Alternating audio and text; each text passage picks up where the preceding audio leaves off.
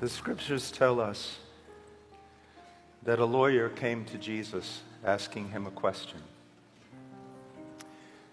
And he said this, which is the great commandment in the law? And Jesus said to him, you shall love the Lord your God with all your heart and with all your soul, with all your mind. The greatest of all commands and the greatest act of obedience is to love the Lord our God. In Matthew, it is to love him with all our heart, our soul, and our mind.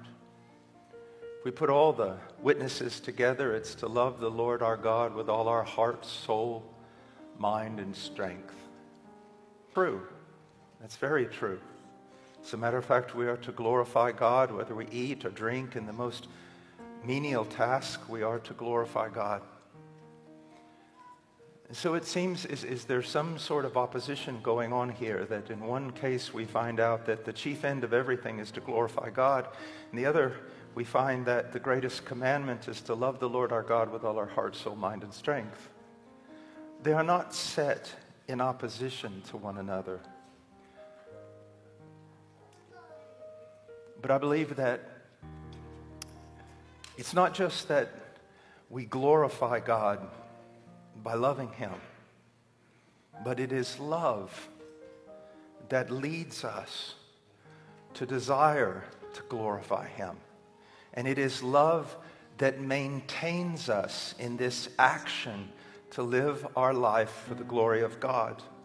And I want to draw your attention to a text in the Song of Solomon in chapter 8, verse 6. It says, put me like a seal over your heart, like a seal on your arm. For love is as strong as death. Jealousy is as severe as Sheol. Its flashes are flashes of fire, the very flame of the Lord. Many waters cannot quench love, nor will rivers overflow it. Now, this passage may seem strange to you, but let's just look for a moment. I believe that there is a more accurate depiction of the Hebrew and the idea that is trying to come out of this text. I've read to you, for love is as strong as death, jealousy as severe as Sheol. One seems to be positive and the other seems to be quite negative. But when we look at the text in the original language, I would prefer to translate it this way.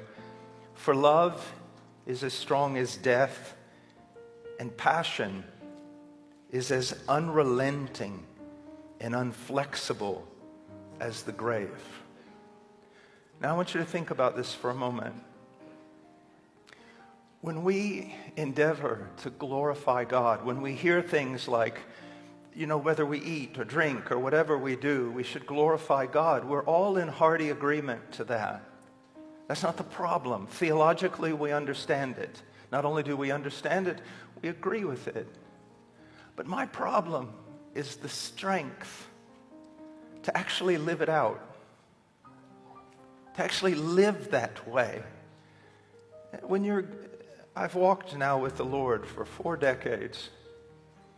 And there's some things that you say and that you hear that almost makes you wince, because as you get older, you think to yourself, I don't just want to say these things. I don't just want to confess them. I don't want to talk doctrine. Christianity is not less than doctrine, but you should be informed that it is far more than doctrine. It is life. I want to live this. But sometimes I find in myself weakness. Sometimes I find in myself a sporadic strength that comes and goes. And it hinders me and it hurts me and it brings me lament. It brings me sadness. But I think I find something here that is a great encouragement to me. What is it that can propel a person to live their life for the glory of God? It is love for God. Look at this. Love is as strong as death. In the Hebrew mind, in the Hebrew language, there's just nothing stronger than death. That's why the resurrection is so extraordinary. In the light of Old Testament theology, Christ overcame death because for man, nothing, armies are not as strong as death. Nothing is as strong as death.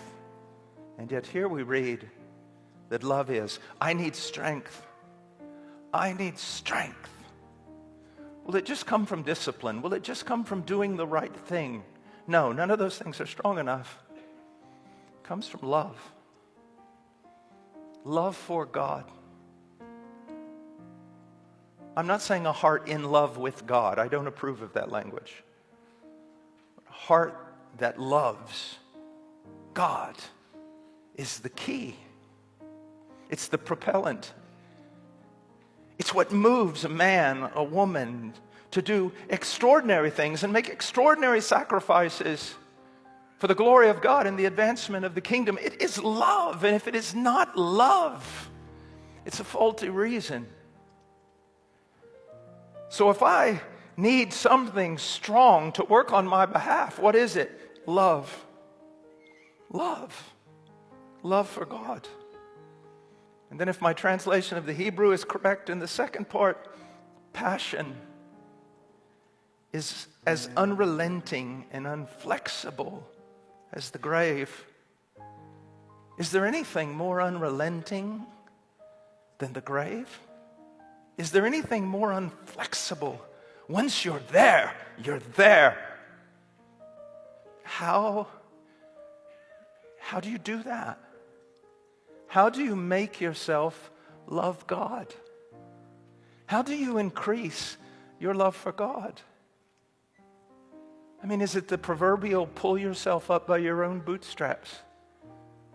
I mean, if I was laying on the ground and you saw me laying on my back and I had both hands and I was grasping my belt and I was pulling upward with all my might, you would maybe ask me, what are you doing? And I would say, well, I'm trying to get up. And you would say, well, Brother Washer, if you had studied physics, you would know that in order to do that, you must be acted upon by an outside force. If you're going to do it that way, you can't pull yourself up. Someone outside of you has to do it. And that's the same thing with the love of God, our love for God. What are you going to do? Go to a conference, acquire the fire, get all wound up and excited because the songs are beautiful and emotional and the preaching is good, and then 3 days later, like a little toy soldier, you unwind, and all that zeal for the glory of God is gone, and it makes you more bitter than when you started. Because here you are again, the same person. How do we make ourselves love God? Well, jump with me again to 1 John, and you'll find the key. Chapter 4, verse 19.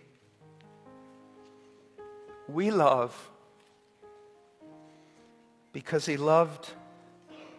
first loved us. So what do we see here? Our love is not self-generated, is what we see. So stop it. Stop trying to wind yourself up. It's not the way it works. We love Him because He first loved us.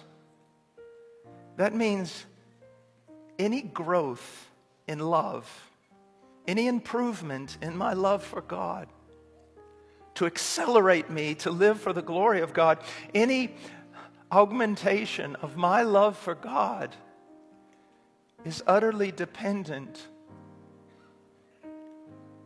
on my understanding of God's love for me.